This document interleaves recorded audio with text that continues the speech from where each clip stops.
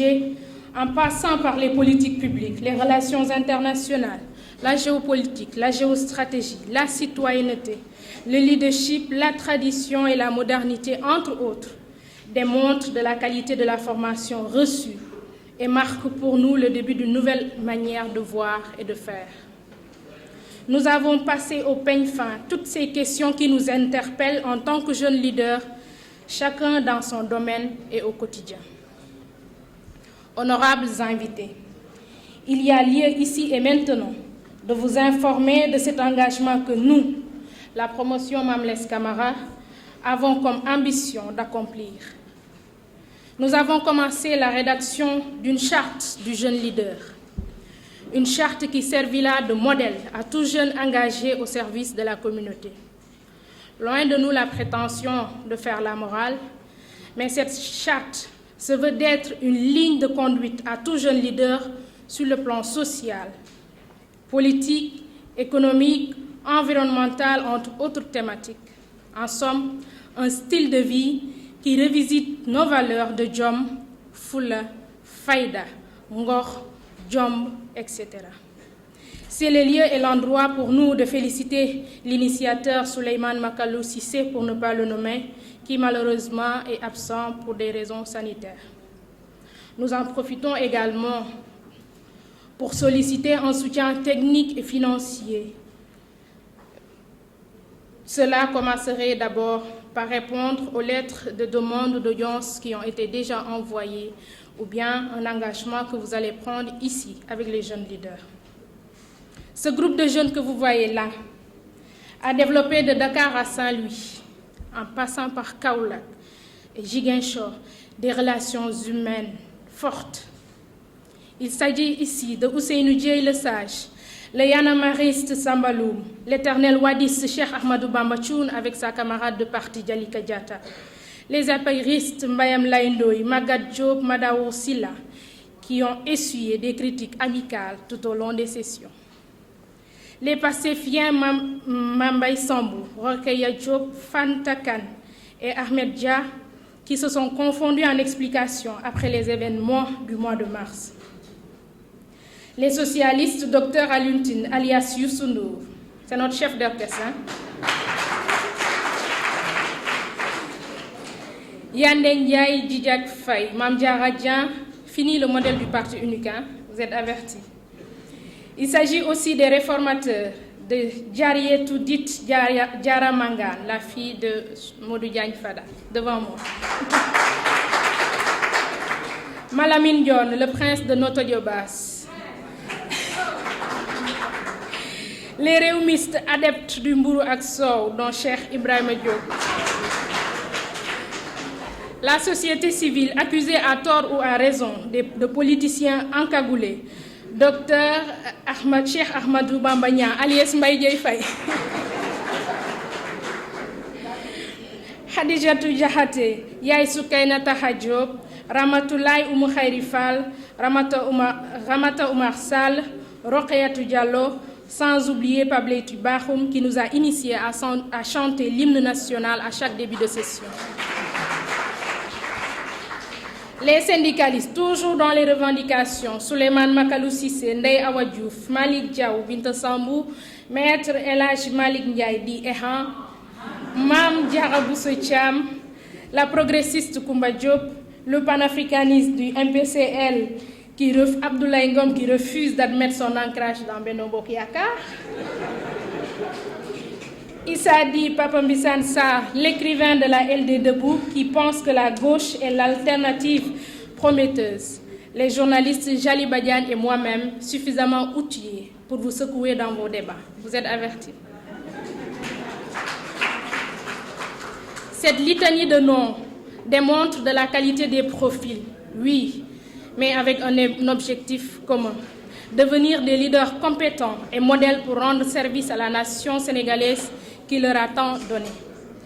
À la Fondation Frédéric Ebert, nous exprimons toute notre gratitude d'avoir rendu cela possible. Merci de nous avoir permis de vivre cette grande et belle expérience qui pour nous signifie une nouvelle phase de notre vie.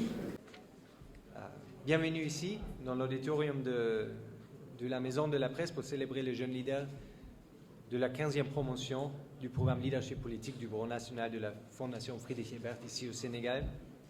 Et lieu ne pouvait être plus symbolique pour cette remise d'attestation aux membres de cette promotion dont le parrain n'est autre que Mamles Camara, qui symbolise à merveille la presse sénégalaise dans toute sa dimension professionnelle, noble, éthique et morale. Ceci me permet de remercier encore vivement l'Afrique Monsieur et que le Sénégal a son mot à dire. Général de la Maison de la Presse, qui, une fois de plus, a mis gracieusement à notre disposition.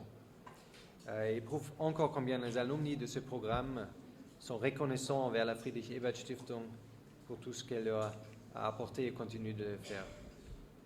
Donc ce geste est très apprécié.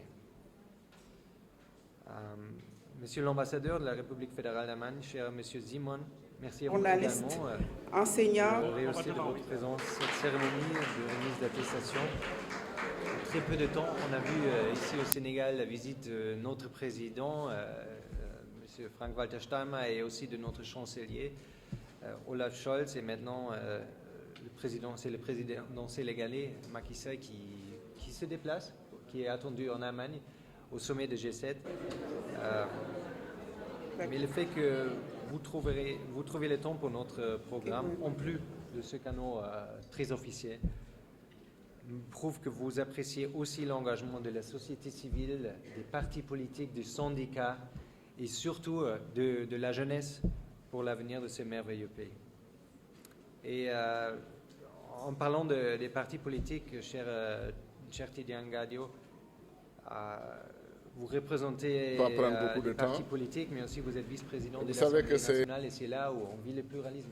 Et le pluralisme, c'est vu dans les médias, mais également dans les partis politiques, dans l'Assemblée nationale. Ce sont des institutions très importantes, sans lesquelles il n'y a aucune démocratie. Monsieur Mettich, Monsieur le vice-président, Monsieur Camara, chers invités, il y a 7 mois environ que j'ai eu le plaisir de m'adresser à un groupe de jeunes formidables, la 14e promotion du programme Leadership politique de la Fondation Friedrich Ebert. Il y a 7 mois, j'ai évoqué la campagne électorale en Allemagne qui venait de se terminer et le rôle de thèmes chers aux jeunes pendant cette campagne. Les questions environnementales, changement climatique par exemple, mais aussi l'abaissement de l'âge de droit de vote qui a été discuté pour renforcer le poids électoral justement de la jeune génération. Aujourd'hui, 7 mois plus tard à peine, le monde subit les effets d'une guerre terrible provoquée par une grande puissance, membre permanent du Conseil de sécurité des Nations et que le Sénégal a son mot à Unies, qui dire. viole justement la Charte des Nations Unies. La Russie a non seulement déclenché cette guerre connaissant les effets dévastateurs sur la sécurité alimentaire d'un grand nombre de pays, mais elle a aussi délibérément aggravé ses effets en limitant ses propres exploitations de blé et d'engrais, transformant ainsi la sécurité alimentaire en arme de guerre et outil de pression contre des pays qui ne sont a priori pas concernés par cette guerre en Europe. Par conséquent, beaucoup de pays, beaucoup de sociétés, notamment en Afrique, sont sous stress. Ce stress, ressenti par les populations à travers l'augmentation des prix alimentaires ou énergétiques, présente un formidable défi pour les leaders africains. Et c'est pour cette raison-là que je vous en parle aujourd'hui. Vous vous préparez à assumer des responsabilités dans une période particulièrement difficile, une période de tensions accrues dans nos sociétés. Est-ce que je souhaite vous donner des conseils pour mieux relever ces défis? Pas vraiment. Je présente une génération qui doit défendre son propre bilan d'abord. Et franchement, tout n'est pas brillant. Je pense à notre bilan écologique, largement critiqué par la jeune génération, De plus, ce n'est pas le rôle d'un ambassadeur étranger de donner publiquement des conseils aux futurs leaders de son pays hôte. Mais je vais me permettre, par contre, d'exprimer un espoir pour vous, celui de réussir à conserver l'exception sénégalaise pour votre génération et au-delà. Le Sénégal a su démontrer une stabilité politique, une culture démocratique et une tradition de tolérance exemplaire enviée par beaucoup de pays sur le continent. C'est un bel héritage, mais aussi une grande responsabilité pour vous, jeunes leaders de demain. L'exception sénégalaise est fondée sur la paix et le respect des institutions, de la loi et des constitutions. Mais pour conserver ce bel héritage, il en fait plus. Il faut résister aux tentations du populisme qui montent un peu de partout. Il faut aussi respecter les faits et tout simplement la vérité. Mesdames et messieurs, j'avais préparé un discours, mais quand j'ai entendu mon ami Gadio s'en tirer si bien en faisant le choix de l'improvisation, je me suis dit, c'est sûrement cela qu'il faut faire et transformer en causerie cette rencontre qui est de la plus haute importance pour moi. Cela ne m'est jamais arrivé d'être parrain, sauf de mes neveux. Et cette fois-ci, je parle en tant que quelqu'un qui a été désigné, non pas pour des raisons de parenté ou des raisons biologiques, mais simplement parce que mon parcours aura pu inspirer, et je sais en quoi c'est très exagéré.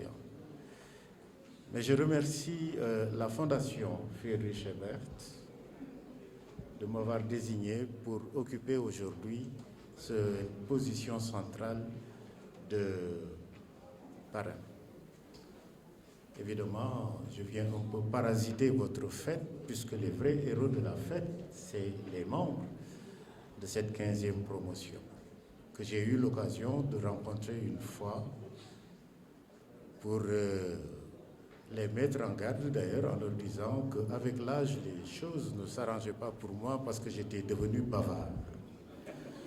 Il faudra donc me surveiller et si je risque de dépasser un temps raisonnable, vous m'applaudissez comme on le fait au théâtre pour demander aux comédiens ringards qui restent sur la scène de dégager un peu parce que les gens veulent rentrer et préparer le dîner. C'est donc fort de cette conviction que je vous parle. Je remercie Monsieur l'ambassadeur pour sa présence, Monsieur le président résident de la Fondation Friedrich Ebert et les membres de cette fondation qui sont ici, que je connais maintenant depuis au moins une décennie, avec qui j'ai travaillé pendant tout ce temps et qui sont d'une disponibilité qui explique sûrement en partie l'efficacité de la fondation. Il y a mon neveu Conté. On est très sénégalais, les relations officielles, administratives sont toujours doublées, renforcées ou naufragées, quand ça ne marche pas, par des relations de parenté, d'amitié ancienne, etc.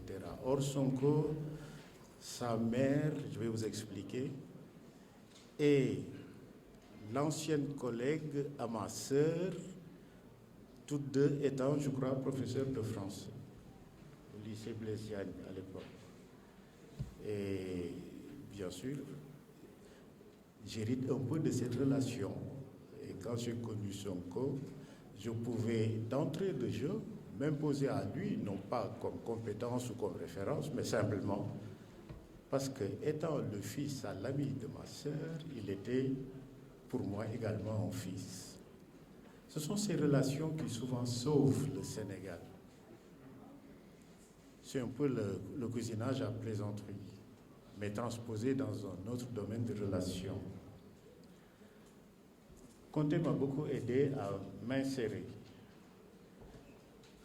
un peu dans le système de la Fondation Hébert. Comme les membres de cette promotion l'ont dit, la Fondation m'a également fait voyager à travers le Sénégal. Et c'est l'une des grandes vertus de cette fondation de déplacer des Sénégalais. Les Sénégalais ne voyagent pas. Ils ne voyagent pas. Si ma sœur n'était pas là, j'aurais dit quelques mots sur elle à propos de son entêtement à ne pas voyager au Sénégal. Mais enfin, puisqu'elle est là, je n'oserais pas. Je remercie donc la Fondation pour tout ce qu'elle fait et puis surtout pour cette trouvaille du programme Jeunes Leaders Politiques qui est l'une des grandes trouvailles au Sénégal, qui est arrivée à un point, c'est-à-dire au moment où les partis politiques avaient arrêté de former leurs membres. Les écoles des partis sont toutes fermées, alors que l'école du parti, du temps où le Parti socialiste était seul sur la scène, l'école du parti, il suffisait simplement de dire l'école du parti pour que l'on sache qu'il s'agit du Parti socialiste.